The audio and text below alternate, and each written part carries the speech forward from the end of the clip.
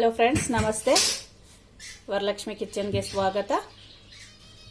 ಈಗ ನಾನು ರವಾ ಲಡ್ಡು ಸಾಫ್ಟಾಗಿ ಬೇಗ ಹೇಗೆ ಮಾಡೋದು ಅಂತ ನೋಡೋಣ.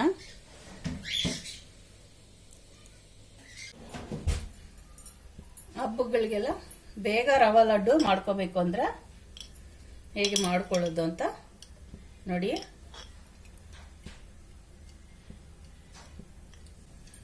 ಮೂರು ಸ್ಪೂನ್ ಅಷ್ಟು ತುಪ್ಪ, ಗೋಡಂಬಿ ಫ್ರೈ ಮಾಡ್ಕೊಳ್ಳೋಣ.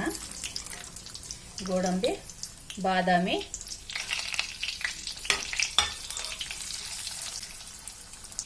ದ್ರಾಕ್ಷಿ,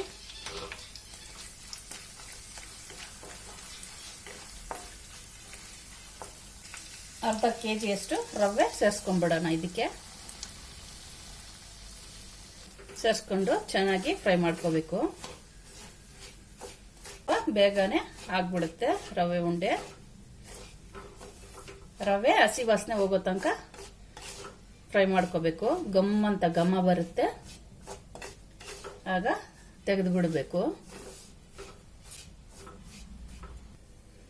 ಈಗ ಗ್ಯಾಸ್ ಆಫ್ ಮಾಡಿಬಿಡೋಣ. ಈಗ ಸಕ್ಕರೆ ನಿಮ್ಗೆ ಎಷ್ಟು ಸಿಹಿ ಬೇಕೋ ಅಷ್ಟು ಸೇರಿಸ್ಕೋಬಹುದು.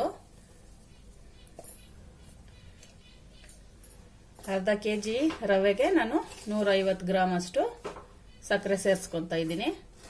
ನಿಮಗೆ ಸಿಹಿ ಬೇಕಾದ್ರೆ ನೀವು ಜಾಸ್ತಿನೂ ಸೇರಿಸ್ಕೋಬಹುದು. ಅರ್ಧ ಸ್ಪೂನ್ ಅಷ್ಟು ಏಲಕ್ಕಿ ಪೌಡ್ರು ಸೇರಿಸ್ಕೊಳ್ಳೋಣ.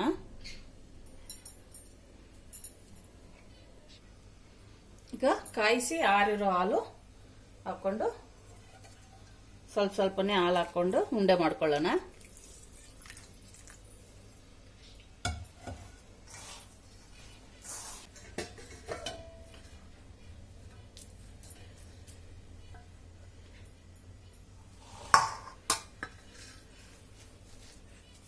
ಈ ಥರನೇ ಎಲ್ಲದನ್ನು ಉಂಡೆ ಮಾಡಿ ಇಟ್ಕೊಳ್ಳೋಣ. ಇದಕ್ಕೆ ರವಾ ಲಡ್ಡುಗೆ ಒಣ ಕೊಬ್ಬರಿ ತುರಿನೂ ಹಾಕಿದ್ದೀನಿ.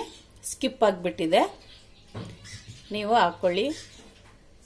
ನೋಡಿ, ರವಾ ಲಡ್ಡು ಸಾಫ್ಟಾಗಿ ರವಾ ಲಡ್ಡು ಹೇಗಿದೆ ಟೇಸ್ಟ್ ನೋಡೋಣ. ಚೆನ್ನಾಗಿದೆ ಫ್ರೆಂಡ್ಸ್. ನೀವು ಈ ಥರ ಮಾಡಿ ತಿನ್ನಿ. ನನ್ನ ವಿಡಿಯೋ ಇಷ್ಟ ಆಗಿದ್ರೆ ಲೈಕ್ ಮಾಡಿ, ಶೇರ್ ಮಾಡಿ, ಸಬ್ಸ್ಕ್ರೈಬ್ ಮಾಡಿ. ನನ್ನ ಚಾನಲ್ ನೋಡಿದ್ದಕ್ಕೆ ಧನ್ಯವಾದಗಳು.